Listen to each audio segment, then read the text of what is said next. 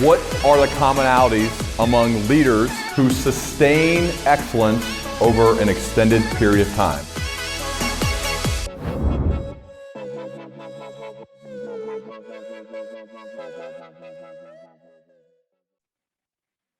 Jim Levine, so good to have you here on the Learning Leader Show. Welcome, man. Well, I'm honored to be a guest. I'm looking forward to our chat today.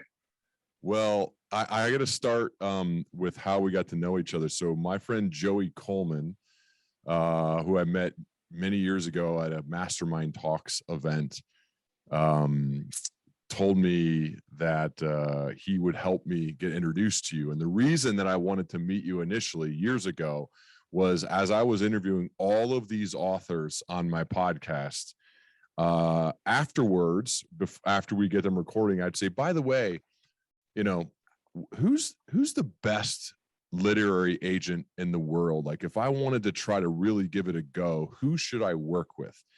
And so many people, including many who have never worked with you, said, if you can somehow get Jim Levine, you're set. So before we ever met, man, you became kind of a goal of mine. And so when I got that introduction from Joey Coleman and Sarah Stibbitz, who works with Joey, helped out making that happen, I was so grateful. And then even more so when you decided to represent me. So I just got to say, that's kind of the backstory. I don't know if I've told you all of that, but I really appreciate the fact that you've taken a shot on me. Well, I'm flattered. That's very, very kind of you. I'm curious though, because I don't know if we ever talked about this. You know, my proposal, I sent it to you. I'm an unknown author. I have a bit of a platform from a podcasting space, but certainly had never written a book before.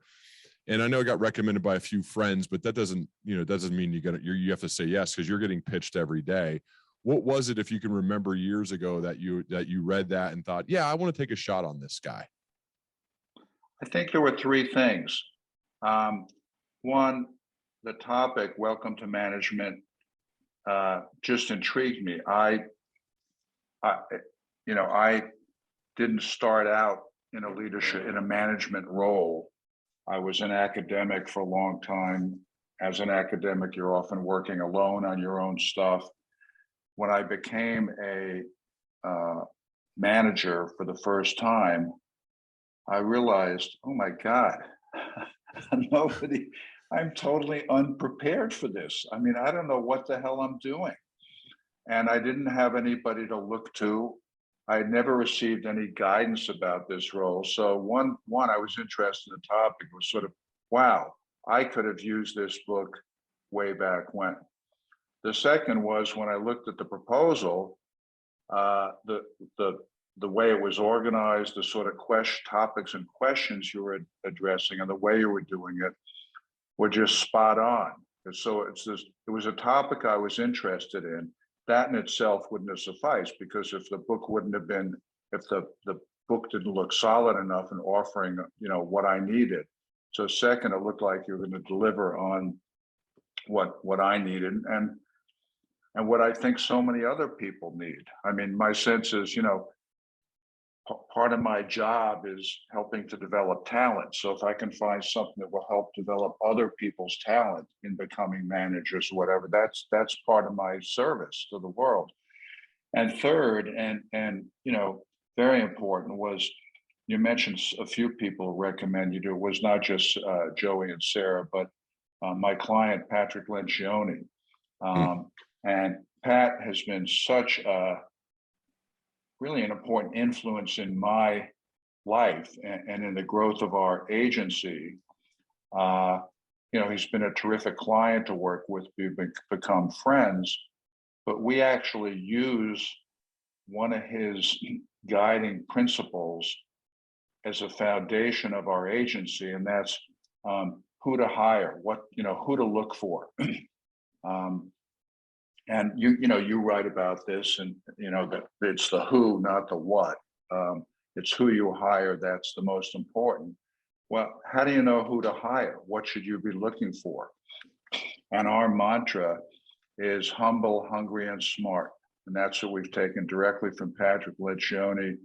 When our team, we had I'll tell you a story actually that may illustrate this. This may be getting a little off point, but so as a team, when we're going to do a new hire, we get together and we make it very clear. There's on the one hand, there's a set of job responsibilities. This is what this person will have to do, but overarching all of that is what are the qualities or characteristics of this person that we're looking for. That is the most important. And we tell the team, humble, hungry, and smart. So one of our, a few years ago, we were looking for a new assistant. There was a team of people who did receiving the applications, vetting people, finally came to, me and a small team, my partners. We had a few people, there were down to 2 finalists. And one of them was a young woman who had gone to Harvard. She was Chinese American. She spoke Mandarin. She spoke English. As a student at Harvard, she had interned for the Wall Street Journal where she'd written articles. She was clear. She was brilliant. I mean, she was like a rocket ship just taking off. The other was a guy who had gone to a small Christian college that I had never heard of.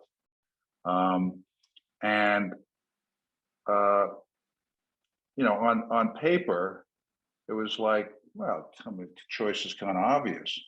But, in terms of, who had achieved more in a sense. But when we interviewed them, it became clear that the young woman who had gone to Harvard was so full of herself.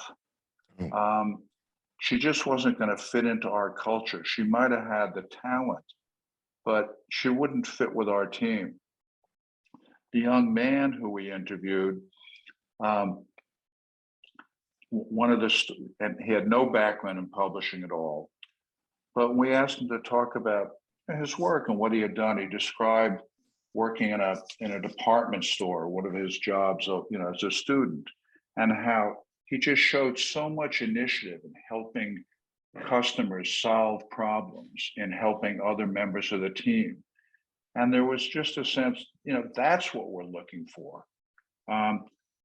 We have a set of guidelines for assistants, a sheet that we give out to people. I've got it out. I printed it out in front of me. The first guideline is, we hired you because of your talent and potential, not because we expect you to know everything.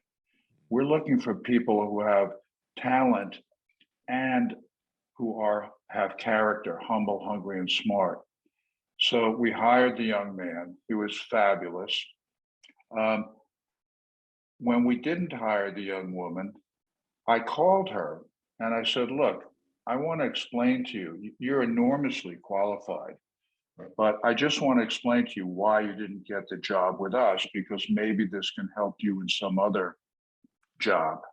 I explained to her what our criteria were, that she wasn't her lack of talent, but we were concerned that she was too self-referential. She was too, in a sense, smart for her own good, and that she might want to be self-aware going into other interviews. And I also told her, look, you're enormously talented. If I hear of something that would fit your talents, I will recommend you. But when you go into the interview, try to remember what I just said. Wow. So, yeah, go ahead. So that was a long answer to the third part of why we took the job was because of Pat Lencioni. But Pat Lencioni is somebody who's had a big influence on me and on our, the sort of culture we've established at our agency. Obviously a big Pat fan. He wrote the foreword to my second book, The Pursuit of Excellence.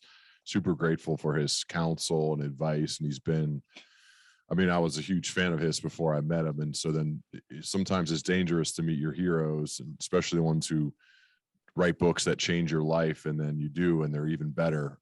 It's pretty neat. It's a really cool thing about being able to do this podcast.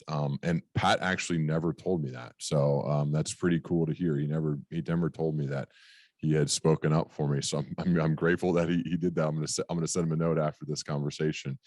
So I'm curious, what got you into this? Because the other thing, as I was preparing, Jim, is I didn't fully realize what a prolific writer you are in your own right? I believe you published 7 books from what I read. You've over 100 articles in magazines. So you're an extremely prolific writer, and you kind of shift from that. And I'm sure you still write, but you shift from that to then putting deals together where you're working with talent, connecting them with publishers, and then saying, okay, here, we're going to get the book deal done.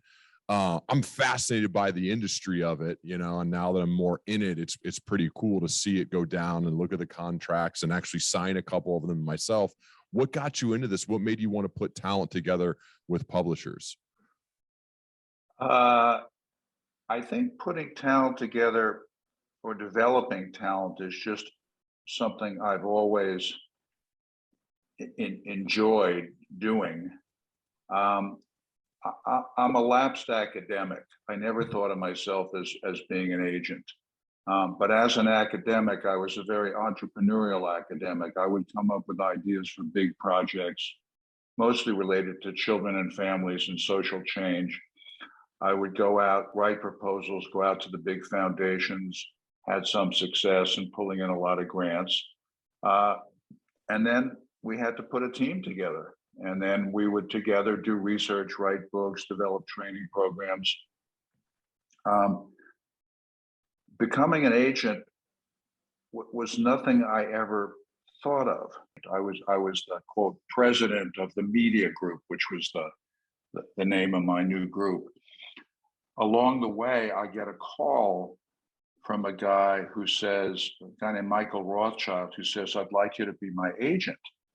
And I said, "Michael, I don't know what you mean. I'm not an agent." He said, "Well, you just negotiated a deal with my wife, who was at Bruderbund software company. And she said, you should be my agent." And I said, "Well, what, tell me about the project." He had a really interesting idea for a book called Bionomics, Economy as Ecosystem. It was sort of looking at the economy not as a machine, but as a biological dynamic system. And I'm just curious about lots of things. I'm sort of a lifelong learner. And I said, that's a neat idea. I went to the president of the college and said, "Look, this thing came along. I don't want there to be any real or perceived conflict of interest. Can I take this on as a side project?" And he said, "That's fine." And I did it, and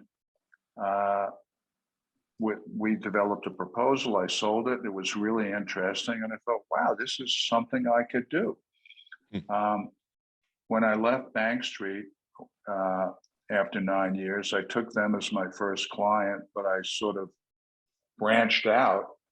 I was fortunate enough that many of the academics in my alleged area of expertise, child development, family relations, psychology, knew I had been an entrepreneurial academic, sought me out, could I represent them in their books, and things just grew. And the first client, Michael Rothschild, led to the second client, Jeffrey Moore, who wrote Crossing the Chasm.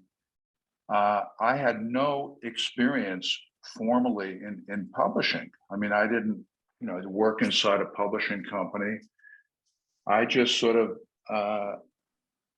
it was just interesting to me. It was the chance to work with interesting people. It was really doing what I had always done as an academic, which was to help develop talent of other people and help them write books, or, think of it, if I was guiding somebody's thesis, I'd be having conversations with them, helping shape their work, helping them write the manuscript. Well, this was just doing it in the commercial realm. And it just sort of expanded and moved into other topics, business being one of them, and management, technology.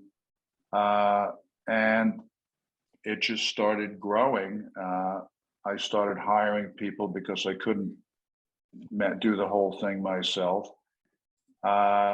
and as I say on the website, I just think of as to me, this job is a continuing liberal arts education. I get to work with, thought leaders like you and others, helping them shape their ideas. And, if we have some success, turning them into commercial products that produce revenue for both of us, but also can have an impact on the world. So, I see this job, it's just really fun. It's just really interesting.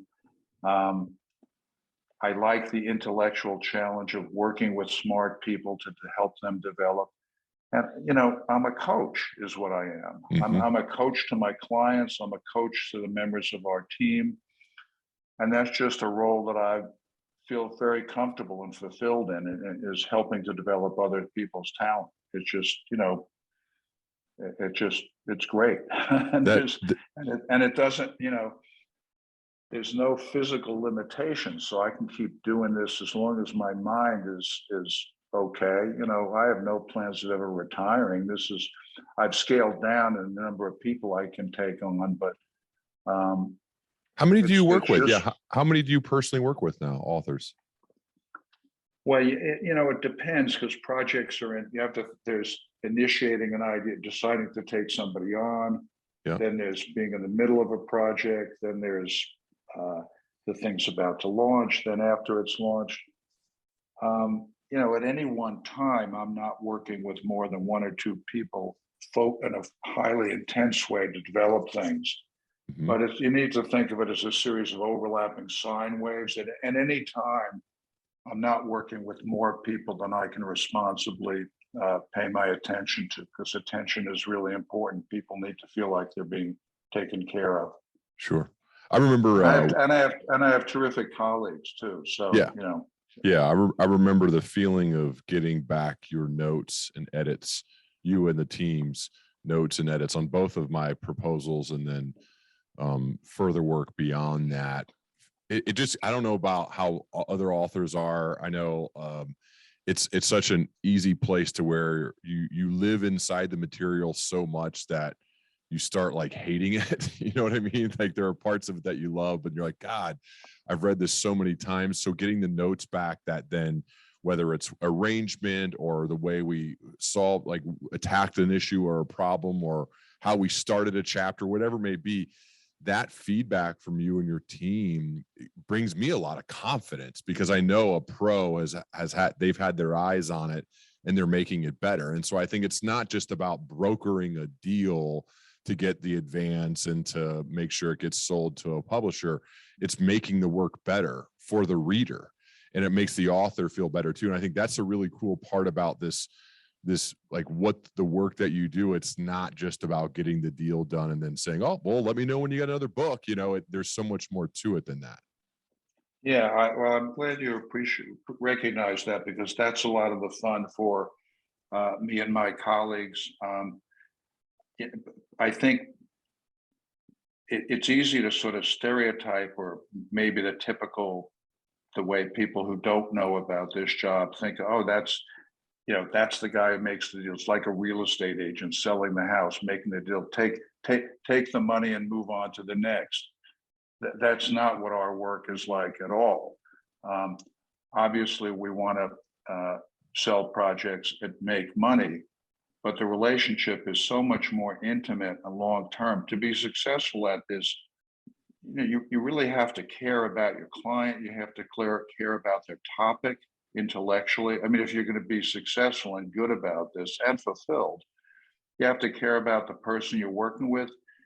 And you have to, in my mind, you have to care beyond the one book. I mean, you have to see them as somebody who you can work with and help develop over a longer period of time. Mm-hmm. So you're helping develop the material, selling it, but you don't at least in our agency, we don't disappear. We're very involved, and we also, we have what I like to describe as a culture of growth. I know you're a fan of Carol Dweck mindset, and I'm happy to say that I now represent Carol. And having a growth mindset is just crucial to me as an individual, but I think it's fundamental to our agency. And one of the things that we've done is that every project has a lead agent, but that agent is sharing his or her work with others on the team.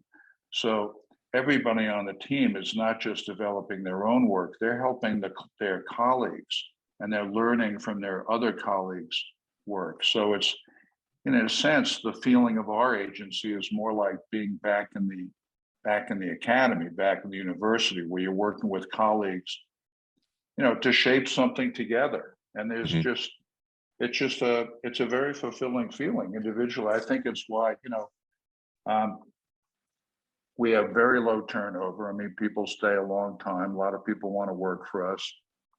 And I think it's because I like to think, I hope it's not just because of the money. It's really because people feel that they are being developed as individuals and that they are helping develop others, not just their clients, but others on the team and the clients of other people. So there's a real satisfaction when you sell a project, any of us sell a project, and we know, hey, yeah, I contributed to that. It's like a football team, in the sense that, the guards and the tackles and it's not just the quarterback.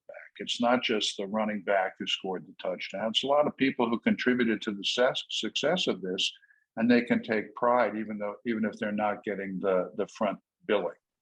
I love for you to take us inside. I mean, I've lived it now a couple times, but I think people are really curious about how does this whole thing work. So let's say the proposal's done and it's ready to be shopped, and it goes to like bid, and you shop it around to different publishers. Because I remember when you said for my first one, I guess to fast forward, McGraw-Hill had 30 days as part of our contract. I think this is normal, right? That they had first right of refusal for my second book, and they ended up making a nice offer for the second book, and we took it before we even shopped it. So we did shop the first one. We did not shop the second one because of those 30 days, and they stepped up. But the first one, when you said, hey, we're going to get multiple bids, we're going to get multiple offers, you can talk to the people then who make the offers to kind of get a feel for who's going to lead the project with you, who's going to be your editor. I remember, and I just think it's like a really neat process. So can you walk through not just mine, or you can use mine, or you can use others as examples of when you then start shopping the proposal, the bids come in, and you have to make a decision on who you're going to go with and what goes into that decision? So after we've had meetings with editors and determined who would be interested, if we've got multiple editors interested, then we have to figure out what's the best way to close on the deal. And there are several options. Sometimes you come out of meetings with editors and it's just clear that a certain editor and publishing house would be the right fit. And in that case, what we do is we figure out what we need or want. We go to that editor and try to make a deal before going to auction. If it's not clear that there's a preferred publisher, we set up an auction. Many people think that the best way to get the most money in an auction would be to have what's called a round robin auction, kind of like selling a painting you've seen, in movies, Sotheby's, raise your hand, $5, $10, $15, whatever. And that whoever's left standing at the end gets the painting.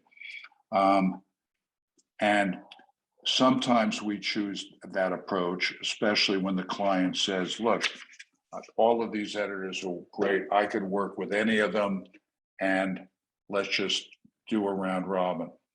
But I only want to do a round robin if I'm confident that I'm going to have two publishers who are going to duke it out, getting us to a high level. For example, let's say there are 5 editors interested. And if one of them would be willing to spend, let's say hypothetically, pick a large number, $500,000, and The others are all, the highest they would bid is 100,000. If I have a round robin, we're going to end with 4 people at 100. The person who was at 500 can now buy it for 110,000 because they have to have a 10%, do 10% better. So we'll be leaving a significant amount of money on the table. So part of the agent's role is to figure out, and a lot of this just goes based on experience. There's no, it's kind of like a game of poker, really. Who's holding what cards, and what are they willing to put down on the table? A lot of this is just experience, and being able to advise the client on which path to take.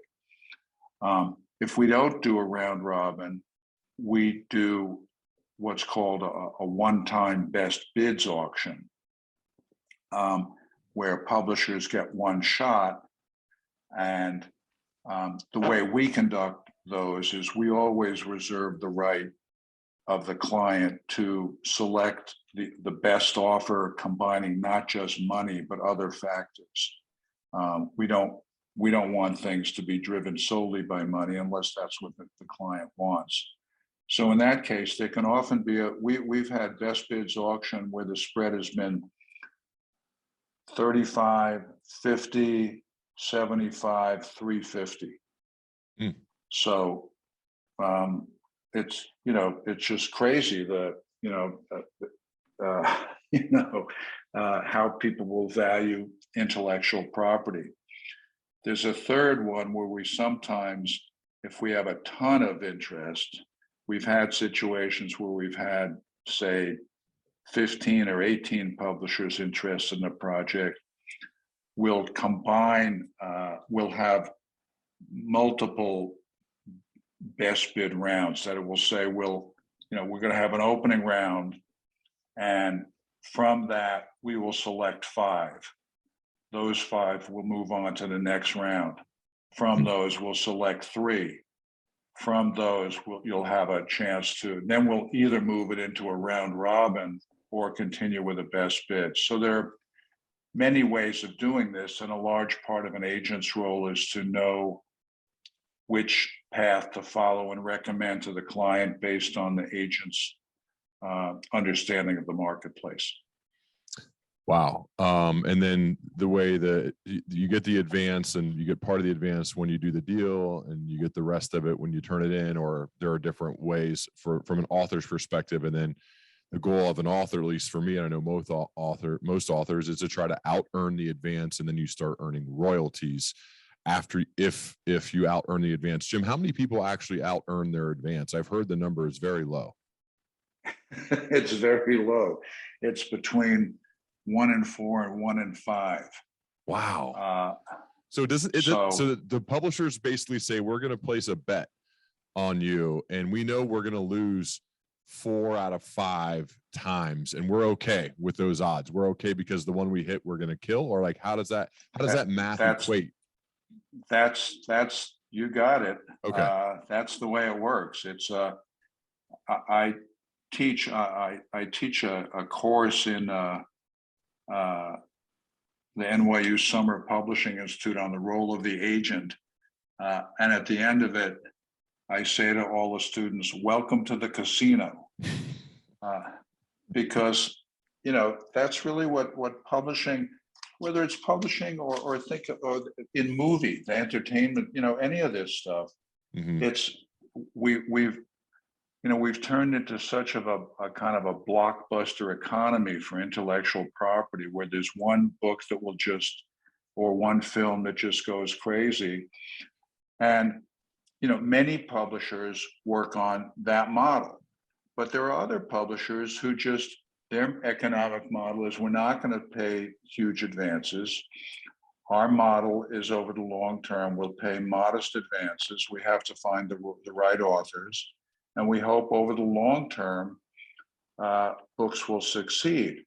Publishers succeed with a combination of 2 things. One is the blockbuster, but the other is what's called the backlist. That is the book that keeps selling and selling.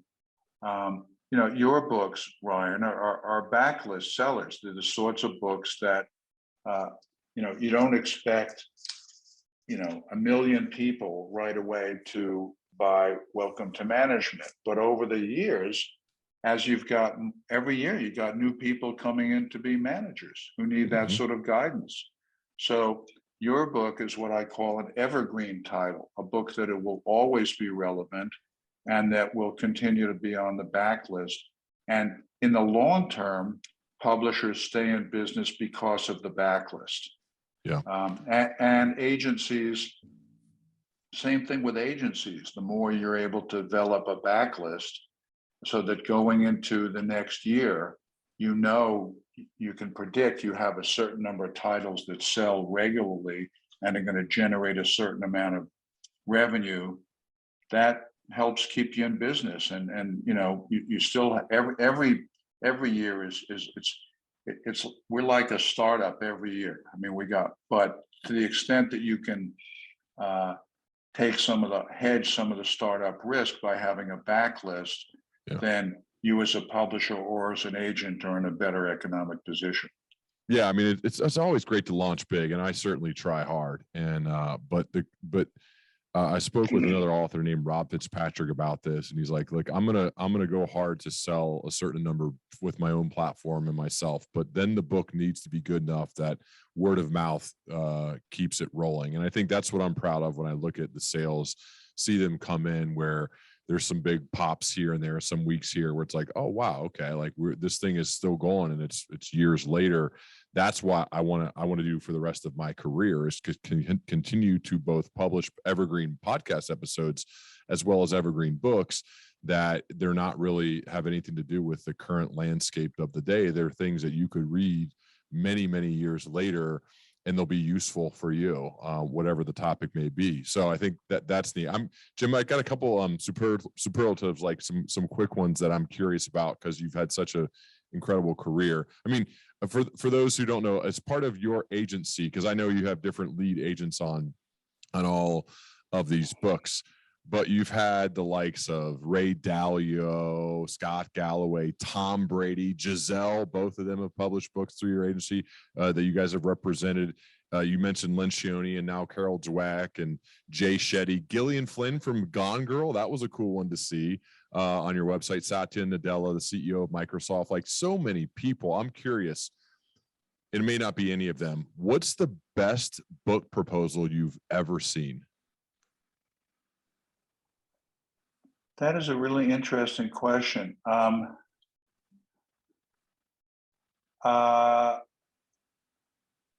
Okay, let me explain it this way. Okay. It is very rare for us to get a book proposal that is just ready to submit to a publisher. And again, this is part of an agent's role that I think it's important for people to understand. I mean, your initial proposal was great, actually. I think we did very little work on that initial proposal. You're a rarity. I mean, I'd say. By the way, I got a ton of help. I asked for help of authors like Ryan Holiday, Sarah Stibbets helped, and there are many who had published big time books who I went to them. Michael Hyatt, there's some others that I went to them and said, can I see yours and use them as models, and kind of took the best. This is what I do with a lot of stuff in my life, but I took the best of what I found from, like, I don't know, 6, 7, 8 different really impressive authors. And they were kind enough to send me their proposal, which I know some people are, cautious with that. And then I thought, oh, I like that. I like that. I like that. Let's organize it this way. I think you guys changed some of the order a little bit from what I remember on the first one and the second one, but for the most part, yeah, it was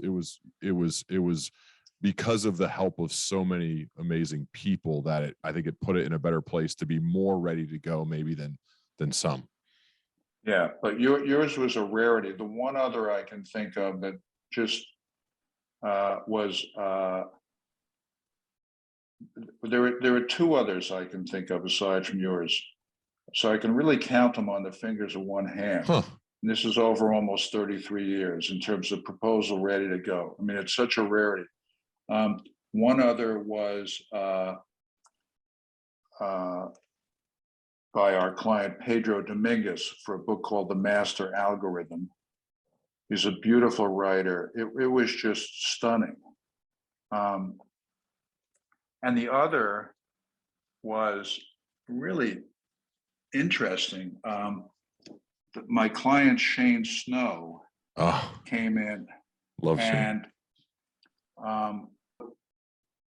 Shane came in, and we just had a kind of a rough idea. We were brainstorming, and really in about an hour's conversation, me asking him questions, him jotting things down, yes, do this, do this, do that, do that.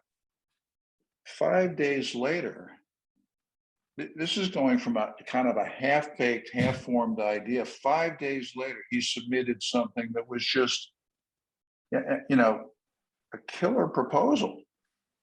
So that's 3 times, you, Pedro, and Shane, that, most of them we spend a ton of time working on to develop. I didn't realize that Shane, but I just had dinner with him last month in New York City. He's the best.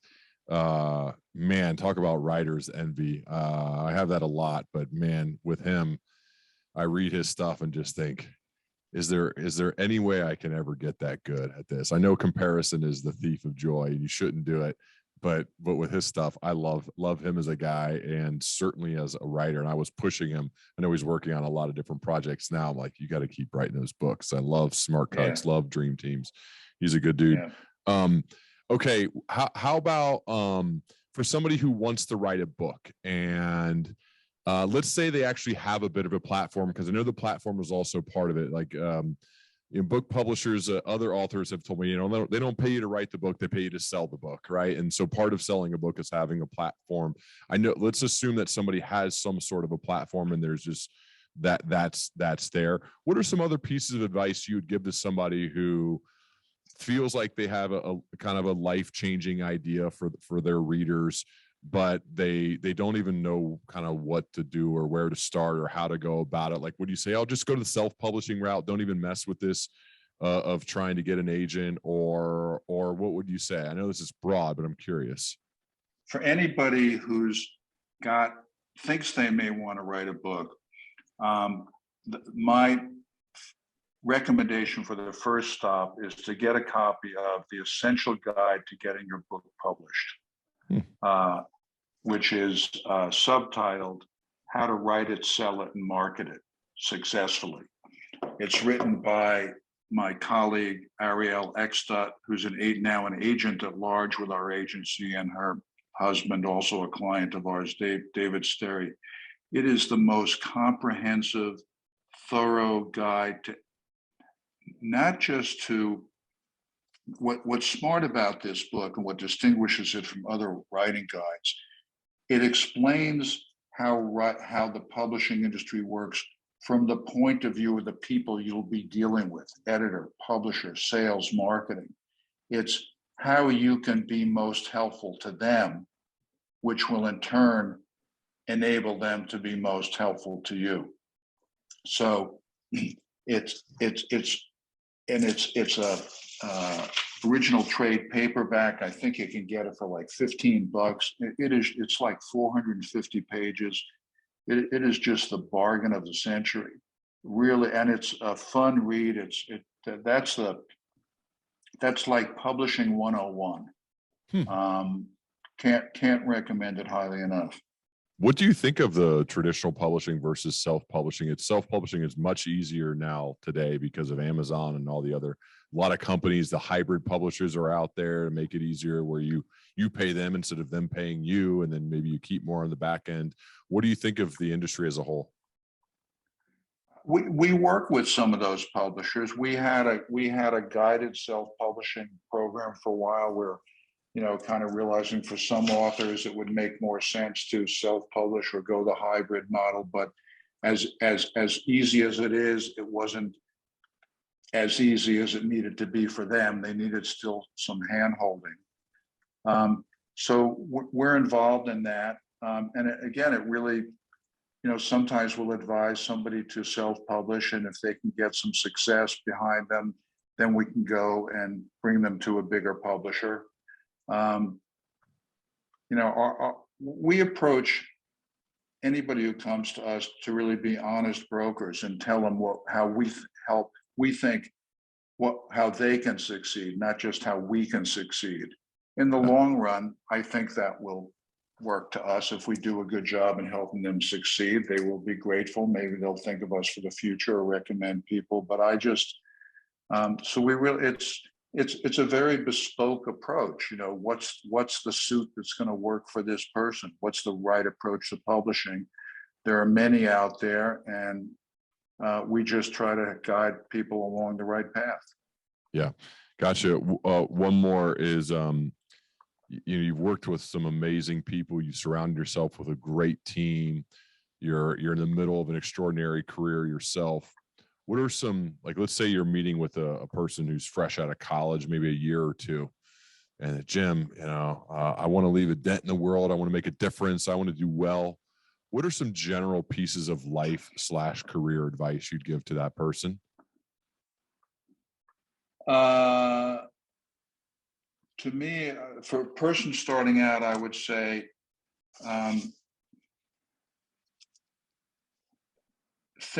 don't think about a job per se.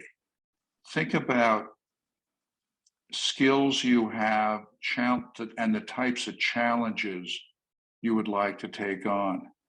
Because I think you can find, if you think that way, it opens up a much broader spectrum of jobs to consider. People get, I think, so locked into thinking, I want to be a X or a Y or a Z, and they narrow their focus and don't realize that there are just such a broad range of jobs out. Look, in my case, being an agent, if you had told me when I graduated from college that I would end up being an agent and enjoy that, I would say, you're crazy. What are you talking about? But, a lot of the same interests and skills that made me a reasonably successful academic: curiosity, love of learning, loving to learn about not just one thing, not digging a deep trench, having a wide range of interests, liking to being entrepreneurial, which I was at an early age. That could have pointed me into lots of jobs, but I wouldn't have thought of them. The second thing is, it's really important who you work for. It's not just what you're doing. And if you can find in your first job and then a series of jobs, a mentor, a leader, a coach, somebody who will recognize your talent and help develop it, I think that's one of the most important things you can do in your life. I mean, it's something I'm trying to do, is be a good coach to other people. Whatever, if young person comes to work for us, and then decides they want to go and do something else, that's fine by me. If we've helped develop their talent, we have an intern who was just fabulous years ago, went on to be a successful software engineer. I have dinner with her once a year just to, keep up on her life. This is somebody I kind of helped at an early age get started, help her figure out I'm genuinely interested in who she is and what her life path is. She's genuinely interested in me, and we just have a wonderful relationship. If you can find somebody like that, that's the sort of thing that, then you can move on. And if you can find a series of those, that will help you find your path. I came out of college thinking it's a straight line path. I wanted to be I was much too locked into thinking I wanted to be a professor of English. I was going to be tenured by the time I was 30. Man, was that the wrong approach? It's a zigzag. And if you're open to the zigzag and zigging and zagging with advice and coaching from the right people, you can have a very satisfying life. Awesome. Jim, thanks so much for doing this. Really appreciative of not only your time today, but just you as a mentor and a guide for me, and certainly for having my best interest with something as personal as my books, both the ones that I've written and the ones I will in the future. Man, it means so much to me, the care and love you and the whole team put towards them to make them better, and then to take it out into the world and sell them for me, man, because that's a part of this too, is I want the messages and the things I'm learning to spread, and I need help in order to do that, and you're a massive part of that, so I'm super grateful for you, man. Well, it's a privilege to be on the show, a privilege to represent you. And, Ryan, your books are books that I give out to other people. I got somebody coming into a new management role now with a new book coming out, somebody who's been in that role but needs to up their game. Those are books like the three on my shelf, the Covey, the Uri, and the Shade Meng Tang, that, I'm recommending to people because they're meeting that challenge of being managers and they need help, and you're the guy that gives it. Thank you. Well, I can promise I'm going to, the repetition of writing, is anyone who's interested in writing, I know this has to be for anybody, just like it's speaking on a stage, doing a podcast, but regularly sitting down and doing the work, that's how it gets better. And I say that to you as almost a public promise that I am super committed to getting better at this thing that is so hard, but it's so gratifying and fulfilling when you could put a good page together, a good chapter together, a good book together. You're thinking, oh my goodness, this is useful, I think. And I love that challenge because it's a massive one. And it's super rewarding and fun, and something that I want to continue doing for the rest of my career, because I think it's good to always be kind of pushing your edges of what's comfortable and what's not. And I think being original and helpful and entertaining and useful in the written form is one of the hardest things to do. And so I just love the challenge. And again, just grateful for you and the team to have to support me and all that, man. Okay. Keep on keeping on. Thanks, man. We'll obviously be continuing this dialogue as we both progress. I appreciate it, man. Take care.